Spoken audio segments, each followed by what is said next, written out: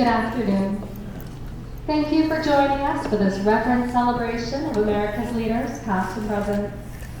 And now, Walt Disney World Resort proudly presents the Hall of Presidents.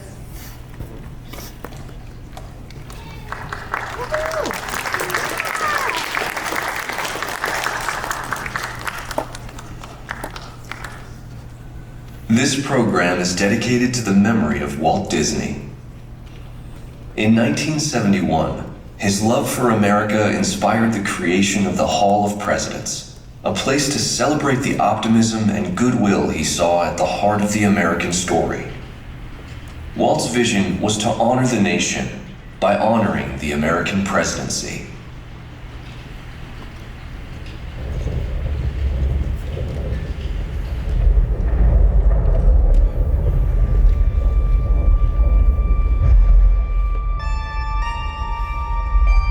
It is 1783, and the smoke is clearing in the wake of the Revolutionary War. Over the course of 8 grinding years, General George Washington has led a force of shopkeepers, farmers, and Native American allies to victory over the greatest military power in the world. A new nation has been born, independent and free. The founders must form a national government. In 1787, through months of passionate debate, they create a written constitution. For the country's highest office, they imagine something new in the history of the world. A leader not born to power like a king or queen. A leader who has not seized power through conquest. A leader not separate from the people, but elected by the people. From among the people. We, the people. This is a new idea, an American idea. The idea of a president.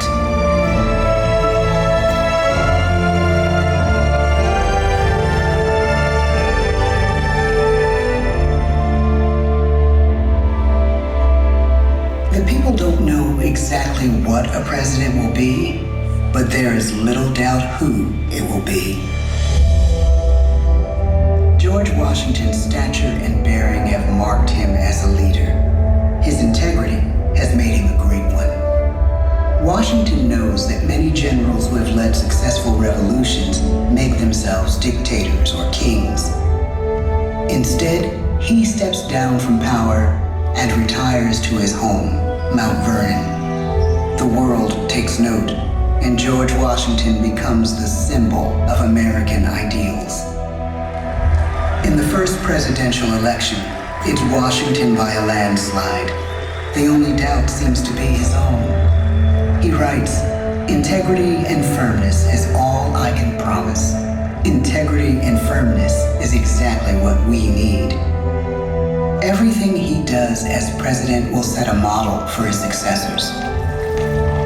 His final act may be the most important of all. After 2 terms, with no term limit in the Constitution and amid overwhelming support to stay in office, he steps down once again and hands power back to the people. He wants us to speak, to elect a new president.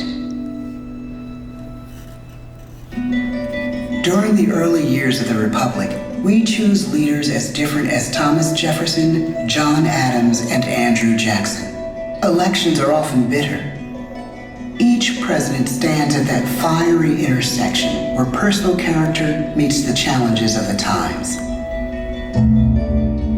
Some call the presidency a glorious burden. Jefferson calls it a splendid misery. We, the people, must choose well. We elect 15 presidents before the course of history brings us to the edge of a crisis like no other. A nation born of freedom still permits slavery. As the country pushes west, will new states be slave or free? The question produces bitter conflict. The issue rocks the election of 1860 and brings Abraham Lincoln onto the national stage. The tall, lanky, some say uncouth candidate from Illinois is a master of words at a time when speeches are printed in full for people to read. A house divided against itself cannot stand, he has said. With Lincoln's election, the House does indeed divide. Civil War. 11 states secede from the Union. The war becomes a defining passage in the American story. The president's own inner strength and depth of character changed the course of history. Lincoln had come up the hard way, on the American frontier, desperately poor, with less than a year of formal schooling. His early years were scarred by tragedy, the death of his mother, his sister, his first love. He struggles with depression, but never loses his determination to rise above it. He once said he's driven by a desire to leave the world a little better place for having lived in it. The war rages. Lincoln fights to preserve the Union and end slavery. Neither is a sure thing. At Gettysburg, Pennsylvania, 6 months after one of the bloodiest battles of the war, the president dedicates a cemetery to the thousands of soldiers who died there, in words we can never forget.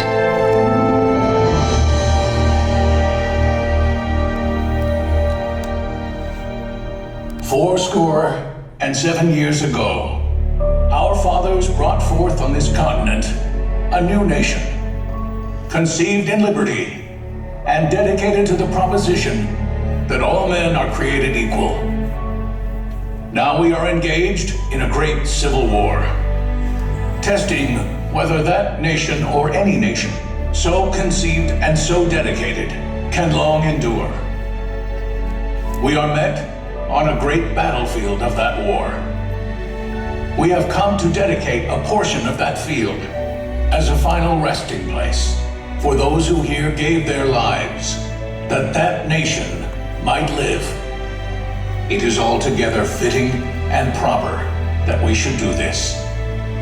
But in a larger sense, we cannot dedicate, we cannot consecrate, we cannot hallow this ground.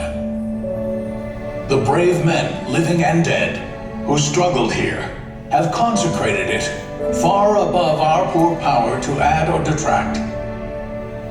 The world will little note, nor long remember what we say here, but it can never forget what they did here. It is for us, the living, rather, to be dedicated here to the unfinished work, which they who fought here have thus far so nobly advanced.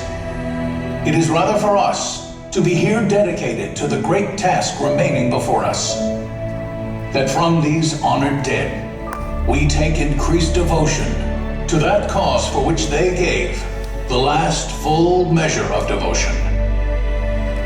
That we here highly resolve that these dead shall not have died in vain, that this nation, under God, shall have a new birth of freedom, and the government of the people, by the people, for the people, shall not perish from the earth. The blood of over 500,000 Americans is spilled in this Civil War. President Lincoln's enduring hope is to give true meaning to the sacrifices of so many, to lead us to that new birth of freedom. With the end of the war and the end of slavery, a new birth truly begins. As we roll toward the 20th century, settlers roll west on wagon wheels and railroads connect the nation coast to coast. Millions of immigrants pour in from Europe and Asia. Population doubles. Our economy triples. Our standing among nations rises. We need presidents who can lead both at home and abroad. At the same time, a young Theodore Roosevelt is retreating from New York politics and personal tragedy. The death of his wife and his mother on the same day in the same house. In the Badlands of North Dakota, he rethinks his life and the life of his country. he returns stronger in body and spirit. His renewed energy is just what his country needs.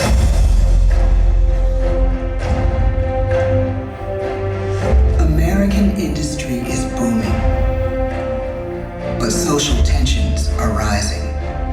A progressive movement is bubbling up, pushing for change, and change is needed in the working and living conditions in cities. The gap widens between rich and poor. The demand for change grows stronger. Teddy Roosevelt is a knight on a crusade. He speaks with force and vitality in clear terms that make colorful headlines at a time when mass market newspapers have become the new media. To define his foreign policy, he borrows a phrase from an African proverb: speak softly and carry a big stick. But his greatest accomplishments are made at home. He breaks up giant monopolies, protects workers' rights, and calls for a square deal for all Americans, rich and poor, capitalist and wage earner.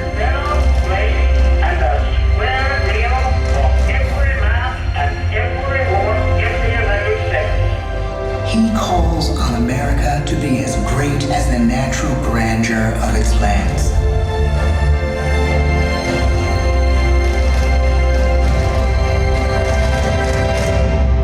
Keep your eyes on the stars and your feet on the ground, he tells us.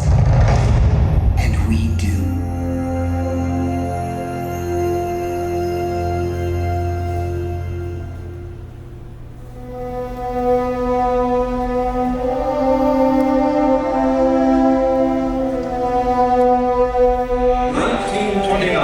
The bottom fell out of the market.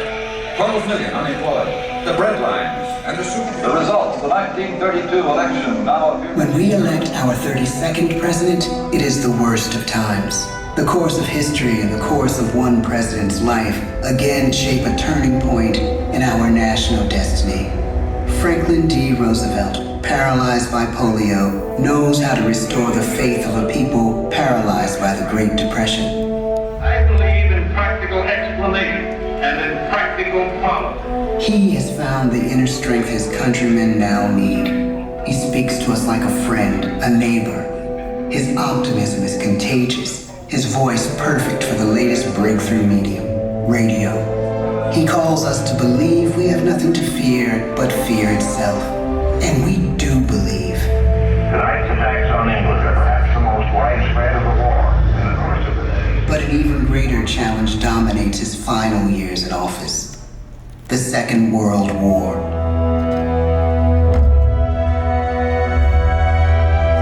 We must be the great arsenal of democracy. This is an emergency as serious as war itself. We stun the world with our production. When bombs fall on U.S. troops in Pearl Harbor, he calls us to fight on the war front and sacrifice on the home front.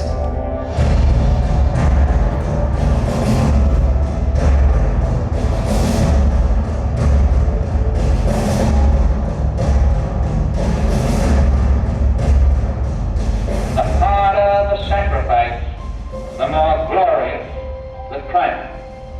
So spoke America in the year 1776. So speak Americans today. The world changes. The country changes. And yet, in one sense, what we need most from our presidents has never changed. A guiding vision that calls forth the best that America can be. Will outer space be developed for the benefit of all mankind? Or will it become another focus for the arms race? The choice is urgent, and it is ours to make. Ask not what your country can do for you. Ask what you can do for your country. But really, it's all of us who must overcome the crippling legacy of bigotry and injustice. And we shall overcome. But I agree with President Sadat and Prime Minister Begin are signing tonight is entitled A Framework for Peace in the Middle East. Mr. Gorbachev, tear down this wall. You have lost too much, but you have certainly not lost America. I can hear you. The rest of the world hears you. Loving this country requires the willingness to speak out for what is right, to shake up the status quo. That's America. Our presidency is no longer just an idea. It is an idea with a proud history. Ladies and gentlemen, the presidents of the United States of America.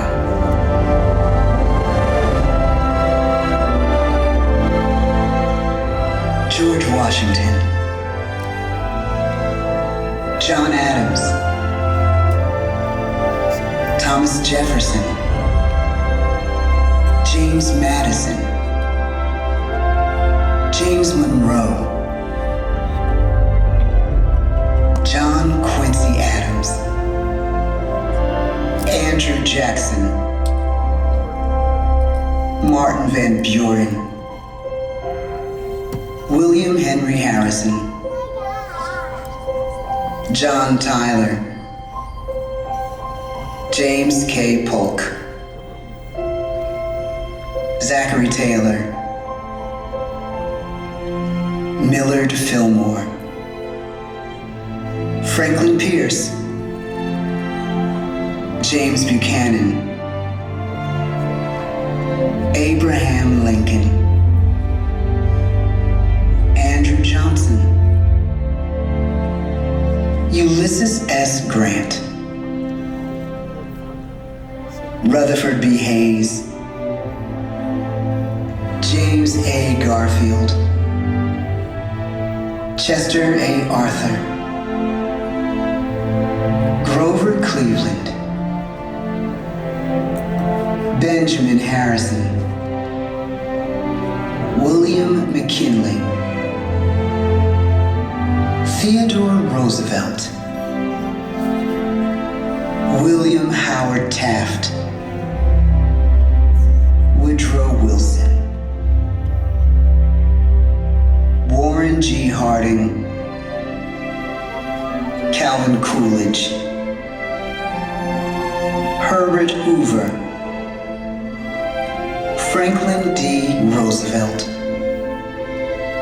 Harry S. Truman, Dwight D. Eisenhower, John F. Kennedy,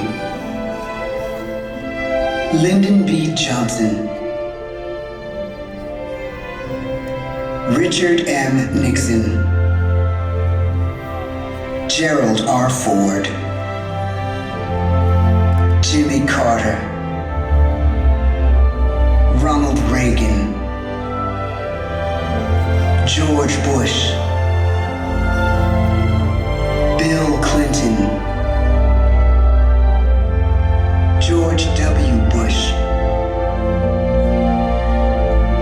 Barack Obama, Donald Trump.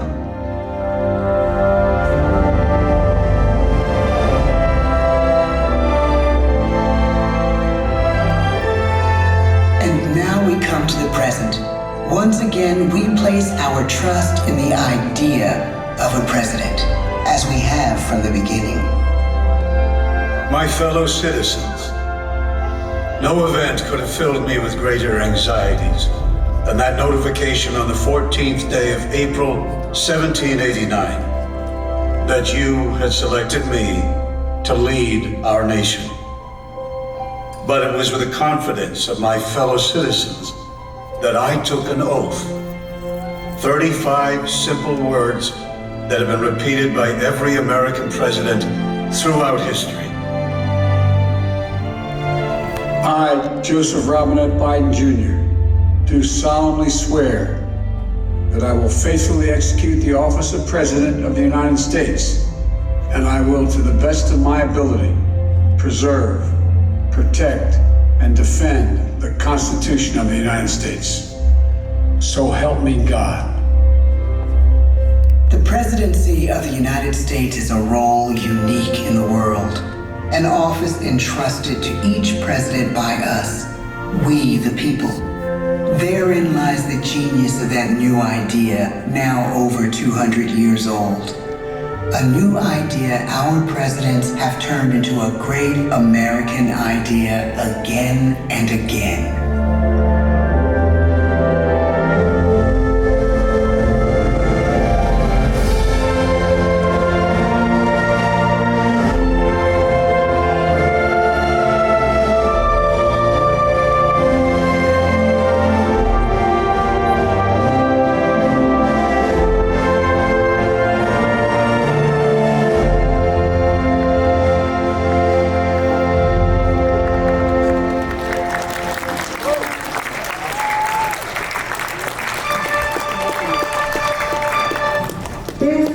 Thank you for joining us and for this concludes our presentation.